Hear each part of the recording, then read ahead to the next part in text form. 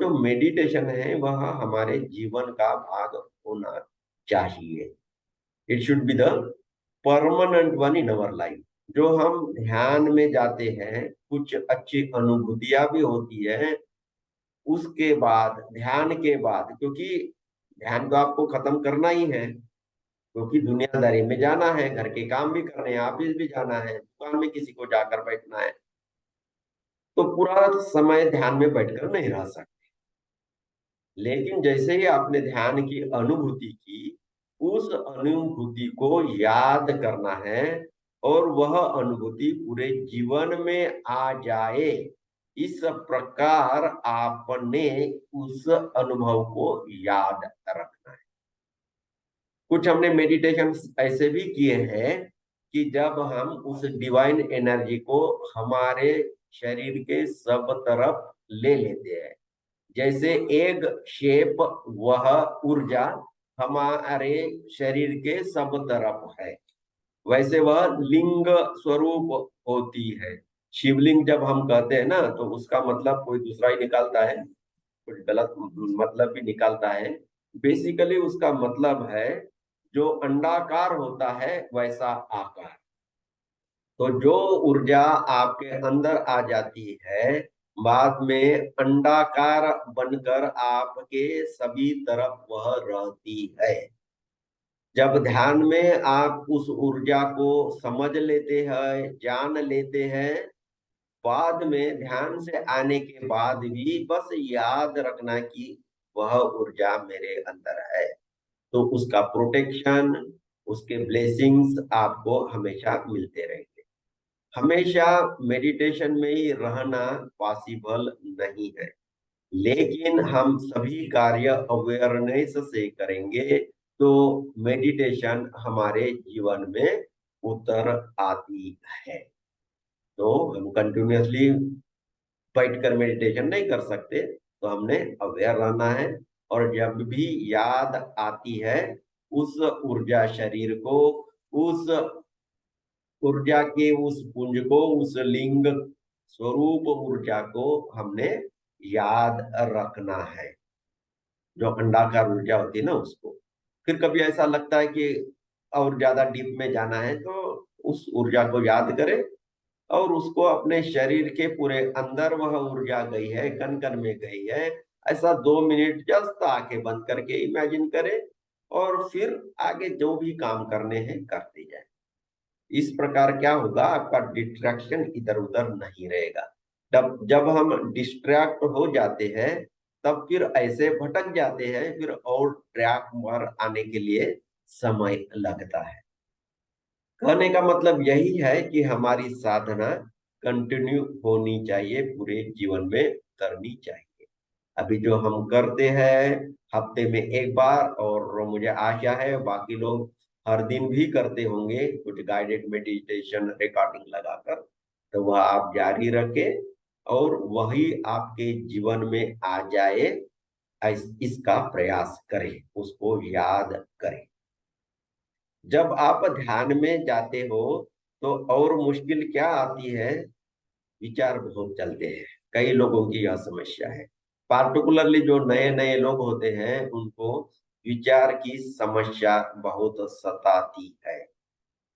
जब विचार की समस्या सता रही है, या कोई ऐसा शरीर में दर्द होता है, या ऐसा अनायास लगता है कि कुछ चींटी चल रही है आपके ऊपर से, तब आप जानना कि कुछ अंदर से विरोध हो रहा है।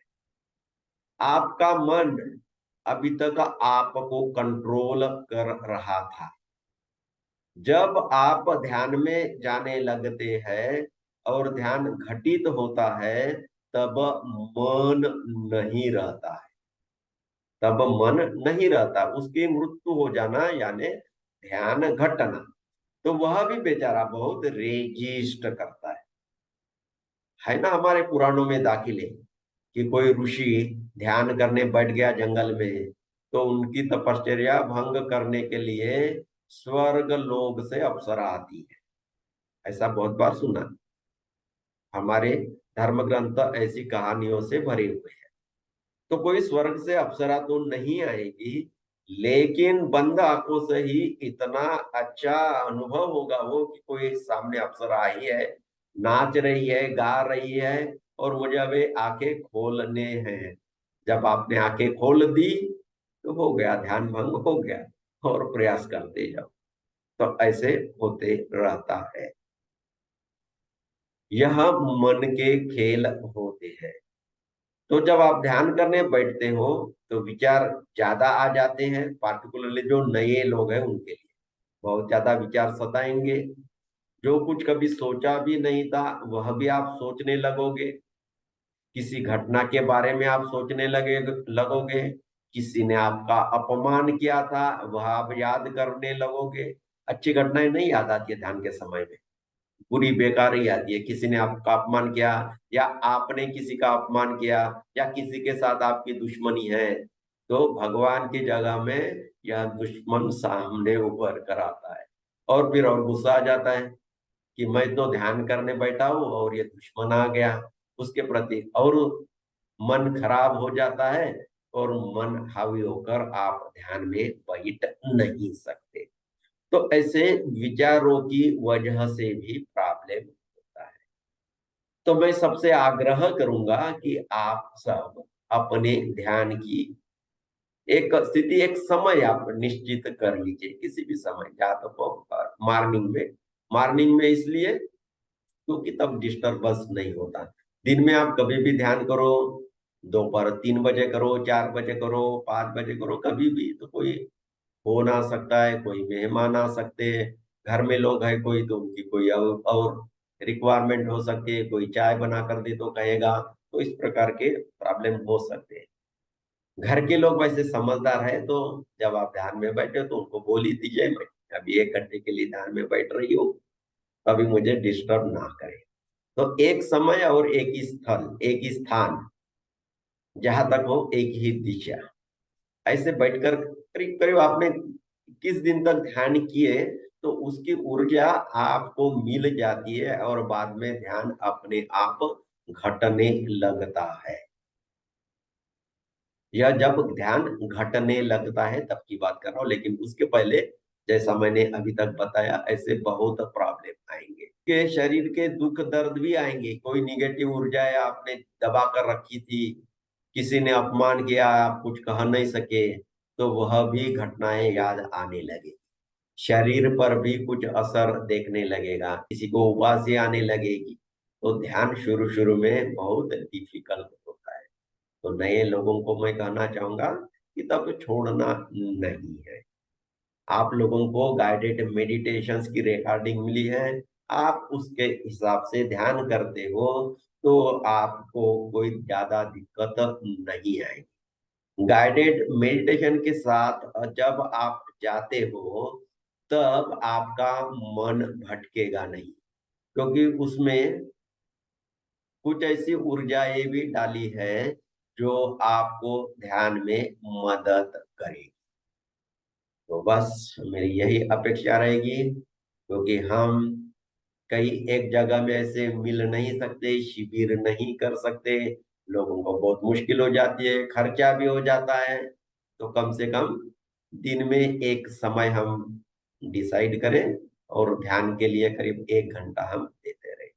याद रहे, दुनिया में जो भी आपने पाना है, कुछ भी हो, वह ध्यान से कम ही होगा। तो ध्यान meditation should be your first priority in your life. आपके हस्बैंड है, आपके बच्चे हैं, वह आपकी प्रायोरिटी तो है ही। आपकी जिम्मेदारी जो है वह करनी ही चाहिए। लेकिन जब आप ध्यान करके अच्छे व्यक्ति बनोगे तो वह भी जिम्मेदारी आप बहुत अच्छी तरह से निभा पाएंगे। जब आप ध्यानी हो, ध्यानी माँ या ध्यानी पत्नी भी अच्छी तरह से जिम्मेदारी निभा सकती है, क्योंकि वह व्यवहार में भी, दुनिया में भी वो जो चल रहा है उनके तरफ तटस्थता से देख पाएगी, और घर की भी कुछ समस्याएं है तो उनको अच्छी तरह से सुलझा पाएगी। याद रखे, जब ध्यान करेंगे तो शुरू में तो ऐसा लगेगा समस्याएं ज्यादा आ रही, तो वह आपको सिखाने के लिए है। क्योंकि जब तक आपके सामने समस्या आएगी नहीं और आप ध्यान पूर्ण होकर, सचेत होकर, पूरी तरह से विवेक से विचार कर कर वह समस्या निपटते नहीं हो, तब तक आप वह लेसन सीखे नहीं हो। तो जब ध्यान करने बैठते हो, ध्यान में लगे हो, तो ऐसी समस्याएं आएगी, क्योंकि वह आपकी परीक्षा है। रादर मैं कहूंगा वह आपके लिए चांस है। बाकी आलतू फालतू लोग हैं, उनके जीवन में समस्या नहीं आएगी। लोग कई बार कहते हैं बेचारा बहुत अच्छा आदमी था, बहुत अच्छा आदमी है, बातें भी बहुत अच्छा करता है, कभी मिलती हूँ तो नमस्कार करता है, लेकिन उनके जीवन में यह समस्या आई। उसके जीवन में समस्या आई क्योंकि परमात्मा भी चाहता है कि भाई अभी तक यहाँ तक आए हो, चलो अभी अगले एग्जाम का भी पर्चा दे दो। जिसके जीवन में परीक्षा ही नहीं आई है, क्लास की भी हो, तो वह अगले क्लास में जा ही नहीं सकता है। तो परीक्षा तो आनी ही है, तभी आप आगे जाओगे। तो जीवन में कोई समस्याएं आती है तो आप समझ लेना, चलो मैं ध्यान में लगी हूँ, मैं मेरी स्पिरिचुअल प्रोग्रेस करना चाहती हूँ, तो मेरे लिए यह चांस है।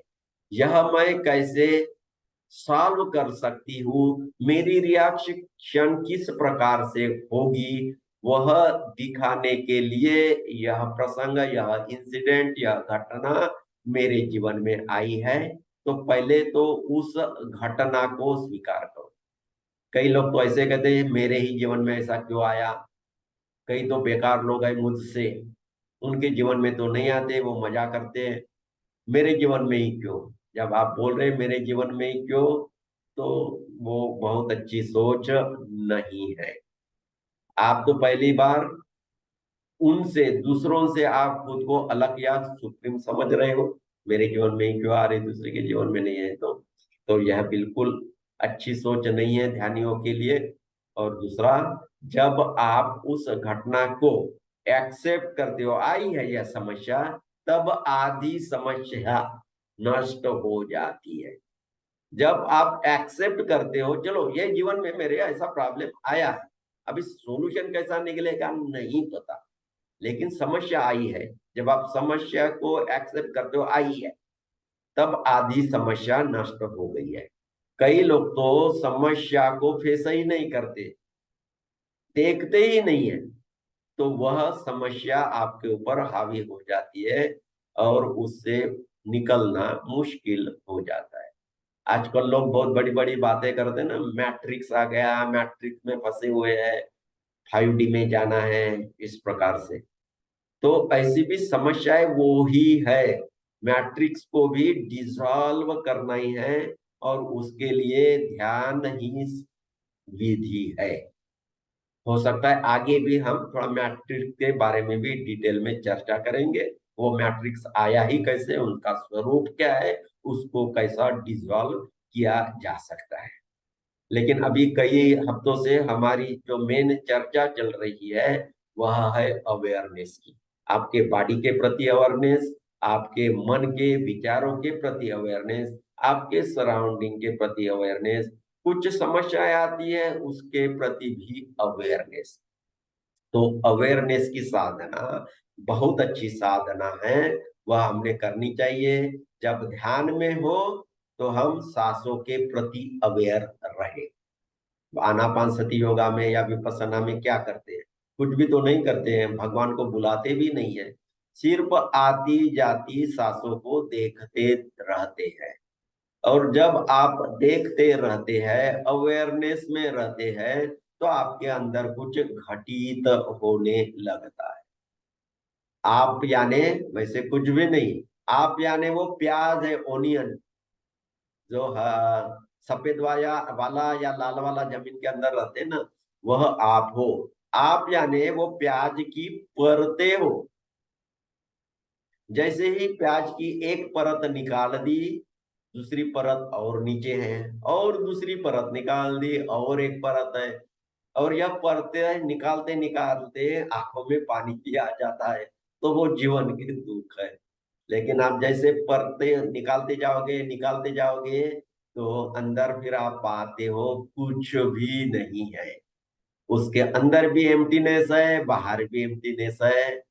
वही हमने पहुंचना है। तो जब हम अवेयरनेस में रहते हैं, सांसों के प्रति अवेयरनेस, या शरीर के अंदर जो ऊर्जा बहती है उसके प्रति भी अवेयरनेस में रहे, तो भी हम वही पहुंच जाते हैं। इसलिए भगवान बुद्ध ने यहाँ बहुत सिंपल तरीका दिया था आनापान सति योग का। जो लोग पिरामिड सोसाइटी से जुड़े हुए हैं उनकी भी मेन साधना पद्धति वही है।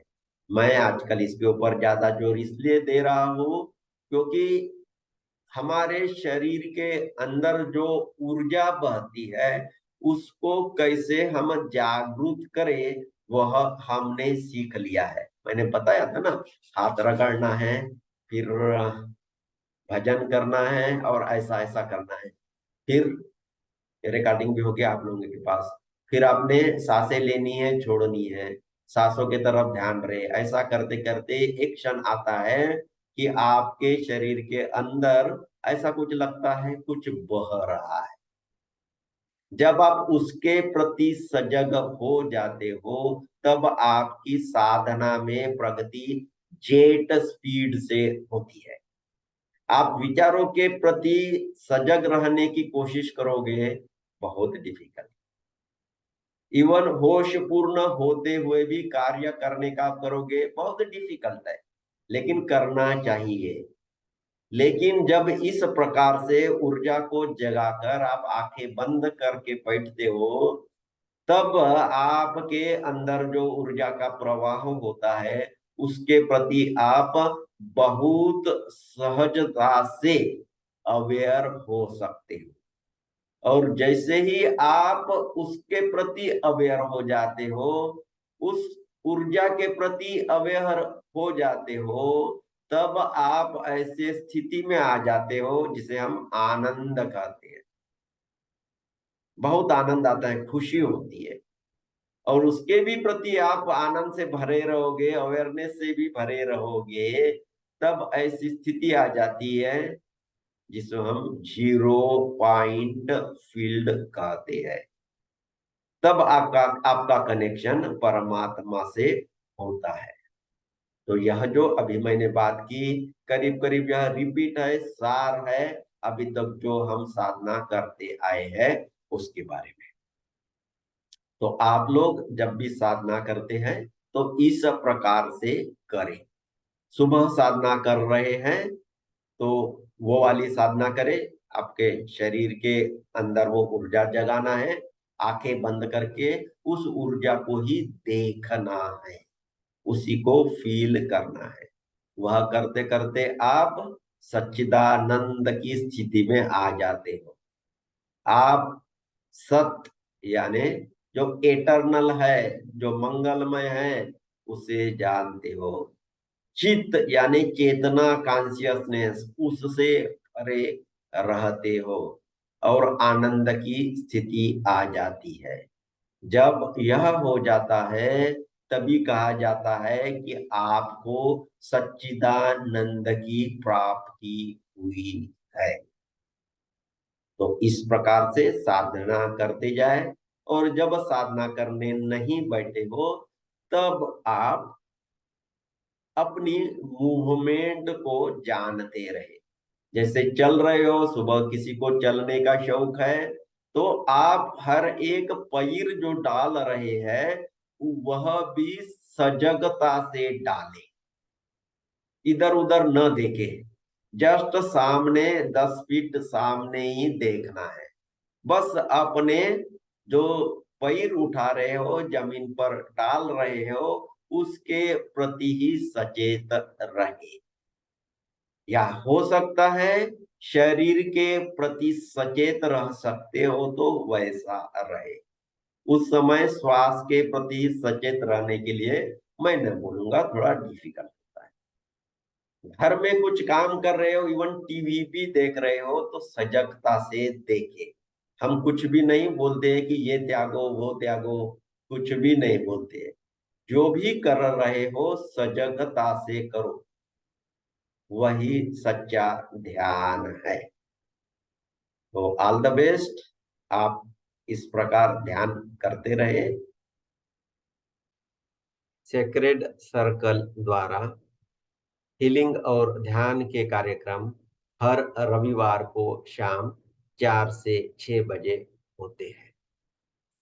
यह कार्यक्रम बिल्कुल निशुल्क होते हैं और ऑनलाइन होते हैं, क्योंकि हमारा उद्देश्य है कि सबके जीवन में स्वास्थ्य, सुख और शांति का अनुभव हो।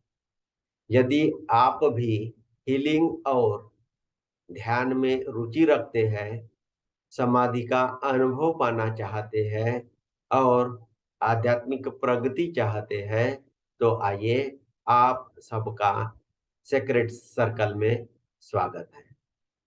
हमारे साथ जुड़ने के लिए डिटेल्स नीचे डिस्क्रिप्शन में दिए हुए हैं।